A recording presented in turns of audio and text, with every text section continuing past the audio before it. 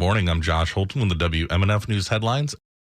With elections getting more of the spotlight in anticipation of the presidential election year in 2024, voting rights organizations are taking a votercade bus tour this week through 15 cities across Florida to encourage voter registration while encouraging Floridians to stay woke amidst recently passed laws that impact students, teachers, and workers, as well as the African American and LGBTQ communities. They call it the Stay Woke Florida Bus Tour, featuring the face of the prominent civil rights leader and late Congress member John Lewis, who in his days encouraged voters to get into good trouble in the fight for fairness in elections. Dozens of organizations gathered yesterday for the bus tour stop at Cyrus Green Park in East Tampa, including the Transformative Justice Coalition and the Rainbow Push Coalition, as well as the NAACP. Ashley Foxworth is the education chair for the Hillsborough NAACP and said that they have been working to educate formerly convicted persons on how to restore their voting rights after they have served their time, since many former felons have stayed home during some recent elections.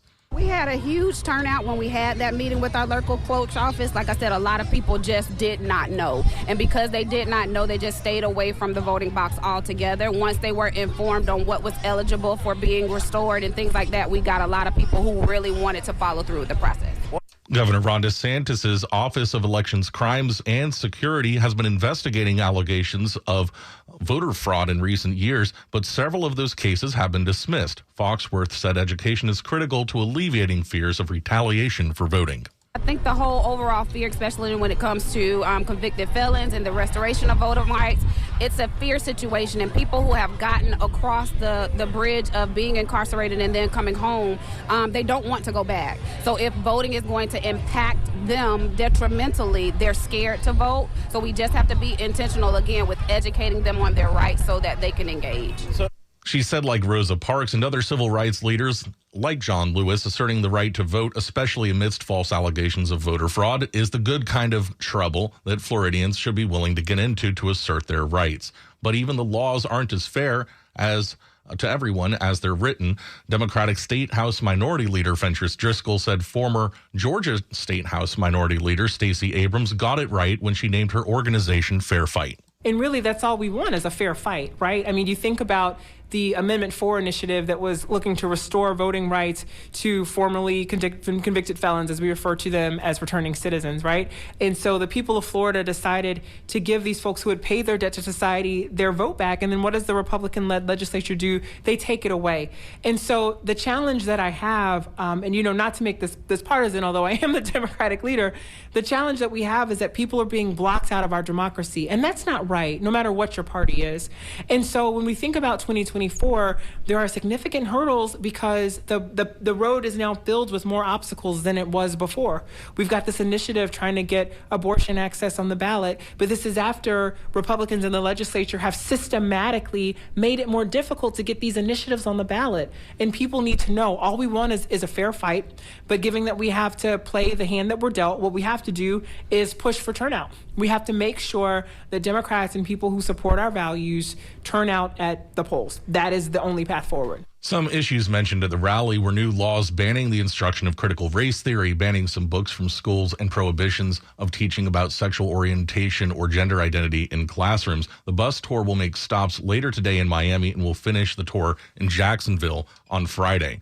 Tropical storm alerts were issued yesterday evening for portions of the Lesser Antilles ahead of Tropical Storm Brett. Meteorologist Justin Ballard says there's still a great deal of uncertainty in Brett's track and intensity.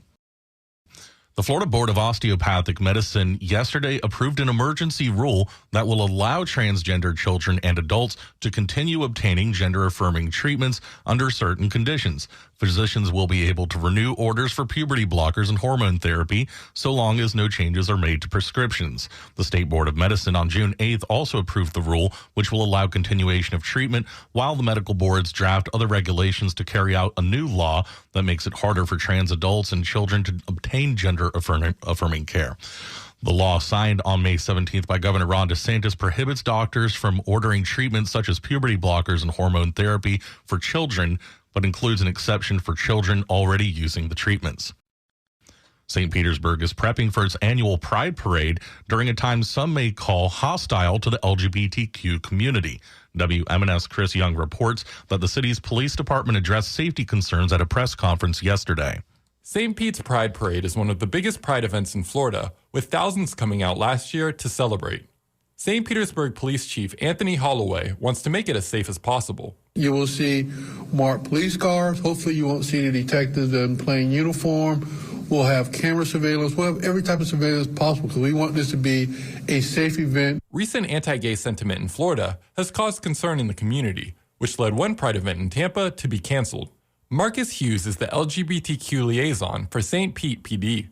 I think there is some concern in the community about, is it safe to come out? What's changing with Pride? Is it going to be the same Pride that we've had years previously? And I said, and it's one of those, the message is you can come out, you can be yourself, you can dress how you want, you can express yourself.